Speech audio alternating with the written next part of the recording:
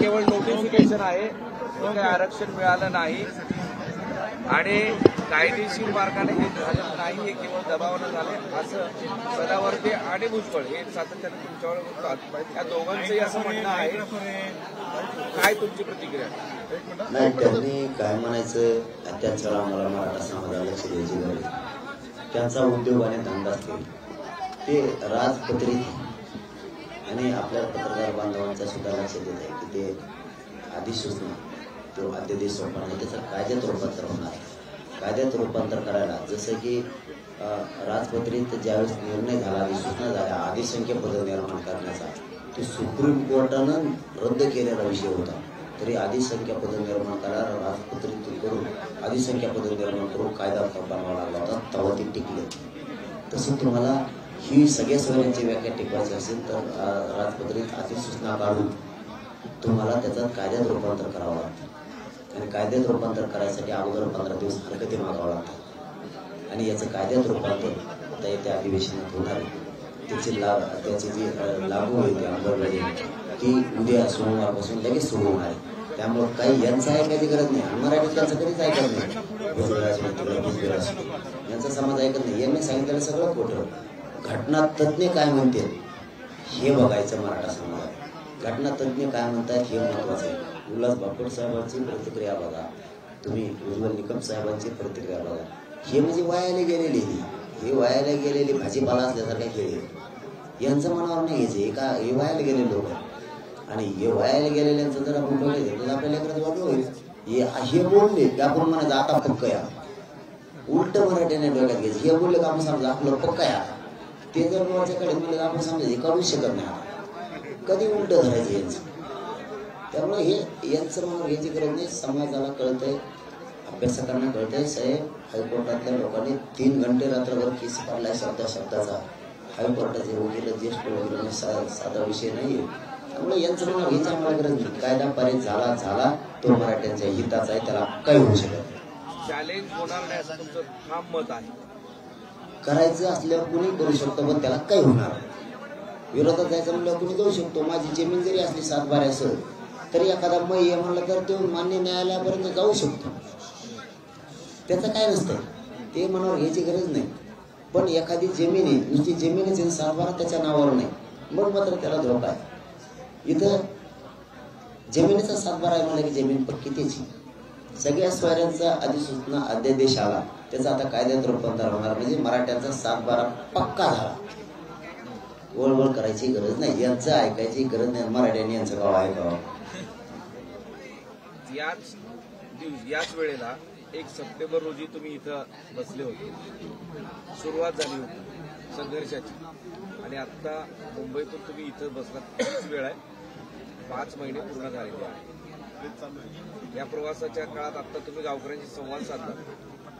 तुम्हाला मनोमन काय वाटतं की हे ठिकाण मराठ्यांना न्याय दिला? या 5 महिन्याच्या संघर्षाने मराठा समाजाला खूप दिलं. सरळ आणि मिळालेलं जरी बोलायचं ठरलं, न मिळालेलं सोडून, तरी या महाराष्ट्रात 57 लाख मराठ्यांच्या घरात आयुष्याच्या आरक्षणामुळे वाकर गेली. प्युरिटी पिटिशनमुळे जर ते ओपन कोर्टात आले तर महाराष्ट्राला सगळ्या मराठ्यांचं कल्याण होणार आहे. तेही ह्याच आंदोलनाचं यश.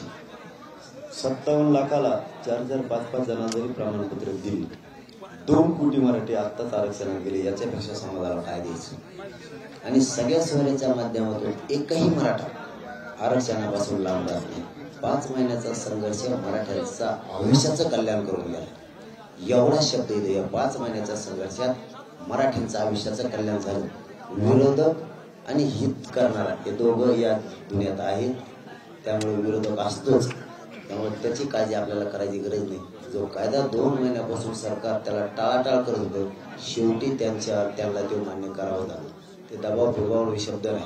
शेवटी मराठ्यांनी संघर्ष केला आणि कोणत्या मागणीसाठी जावं लागतं तरच सरकारवर दबाव येत असतो, ते करत असते. तेच आम्ही केलं लोकशाही मार्गाने. एक शेवटचा प्रश्न विचारतो. सकाळी 10:40 तुम्हाला मुख्यमंत्र्यांनी राजपत्र दिलं व्यासपीठावर आणि आता 11:40 तुम्हाला पुन्हा फोन केले. ते व्यवस्थेसाठी असा हे विषय तुम्हाला कोणी सांगितलं? ते व्यवस्थित ते कळालं तुमच्या आम्ही आता असं झाले की 5 महिन्यात तुमच्या इशाऱ्यावरून तुमच्या डोळ्यावरून बरंच काही जाणून घेतो, ओळखतो. तर कोण कसं कोणाशी बोलतंय तर खात्रीशीर माहिती आहे. तुम्ही मुख्यमंत्र्यांशी बोलत होते. मुख्यमंत्री काय म्हणजे कुठल्या मुद्द्यावर?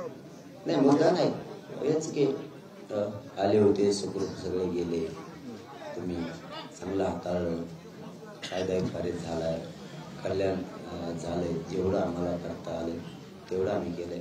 आम्ही त्यांना शुभेच्छा दिल्या, त्यांनी मला शुभेच्छा दिल्या. म्हणजे खरा त्यांनी शुभेच्छासाठी फोन केला होता, म्हणजे खरा अर्थ ती होती शुभेच्छा. तर मी त्यांनी केल्याबद्दल समाजाच्या वतीने शुभेच्छा दिल्या, बाकी तेवढंच. कानावर टाकलं का? हे कानावर टाकलं का?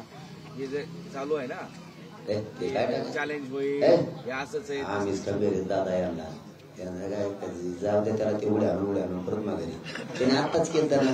ते कशात आडं पडतंय, त्यामुळे मला टेन्शन नाही घेत. उपोषणाचा अर्ज गेला त्याच्यातच कोर्टात गेलं ती. तुला काही कळतंय का तू कोणी काय ज्येष्ठ वकील म्हणते स्वतःला.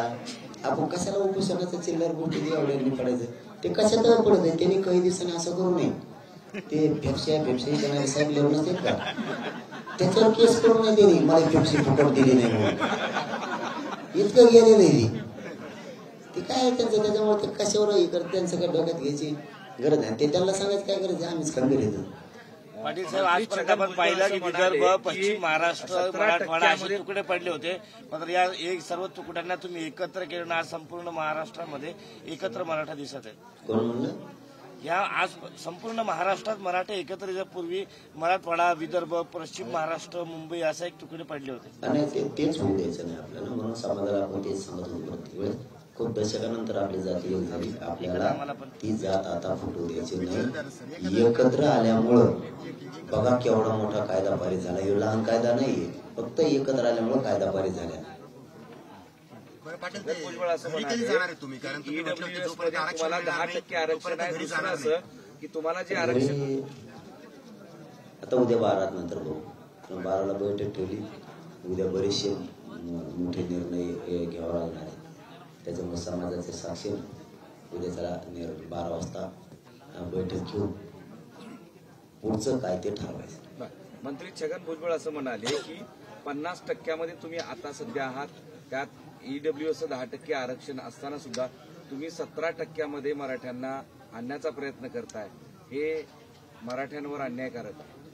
आता ते 17%, 50%, 10% काही कळायलाच मार्ग मिळाला. त्याचं त्यालाच माहिती. ते किती वाजले होते त्या टायमाला, ते गोळीवर मिळेल त्याचं. त्या गोळीवर हिशोब त्याचा. थोडं लेट झालं की तसं करते. ते काय म्हणतंय त्याला कळा ना. ते गेलं, त्याचं स्वप्नच भंगलं. त्याला वाटत होतं मराठी ओबीसी आरक्षणात येऊ देणार नाही. ओबीसी आरक्षण तर गेले, सगळ्या सोयऱ्याचा कायदा आणला त्याच्यात. मग ते आता थोडे दिवस आणखी मला एक चपक्यात सापडून द्या देऊ. त्याने कागद गोळाच केले पाहिजे, फाटल्या चापला त्याचं, केळ खाल्ले सालपटा त्याच्याजवळ, सगळ्या बऱ्याच त्याला बाजाराची पिशीन, त्याच्यात काही साविलं, हर एक माल त्याच्याजवळ सापडला. झोपवणार वगैरे काहीतरी शब्द सारखं सोशल मीडियावर फिरतो. ओबीसीच्या नेत्यांना आरक्षण मिळाल्यानंतर काय मिळाल्यानंतर ठेवणार वगैरे असं. वेळ आली की तुम्हाला पुन्हा तीच बातमी येईल. सगळ्यात आधी तुम्ही दाखवणार आहे. त्याला सगळं करणार म्हणजे करणार.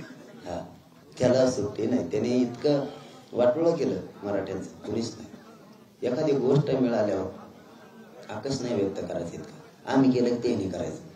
मोर्चा काढला की आम्ही काढू, सभा घेतली घेऊन. आता तुपले सेपरेट काढला तर काय काढायचं ती. असा इतका आकस नसला पाहिजे. द्वेष भावना, खुनशीपणा म्हणायचा हे चांगला नाही. समजा आता आमच्यावर वेळ आहे, बरोबर, चला माणूस म्हणून 1 मिनिटात बोलतो. आता आमच्यावर वेळ आहे म्हणून तुम्ही आडो पडायला लागले. आमचं मिळालं आता तुमचं असं काही असल्यावर आम्ही आडो पडायला जमून का? तुम्ही काय केलं का आम्ही म्हणायचं चला आडो तिकडच जायचं. तो पुढं आंदोलन ठेवलं का आम्ही पलीकडून ठेवायचं डांबरीचं, तो अलीकडून आमचं पलीकडून. जमन का? असं वागायचं नसतं. आम्ही ती भेद नाही केला तरी आम्ही आत्ताही ओबीसी बांधवांना दिलंय. माहित नसलं तुम्हाला पुन्हा एकदा सांगतो, हा जी सगळ्या सोयऱ्यांचा कायदा पारित झाला ना, त्याच्यात ओबीसी सुद्धा फायदा आहे. नसता आम्ही डायरेक्ट म्हणलो असतो. आंदोलन आम्ही केलं, सगळे सोयरे आमचे पाहिजेत.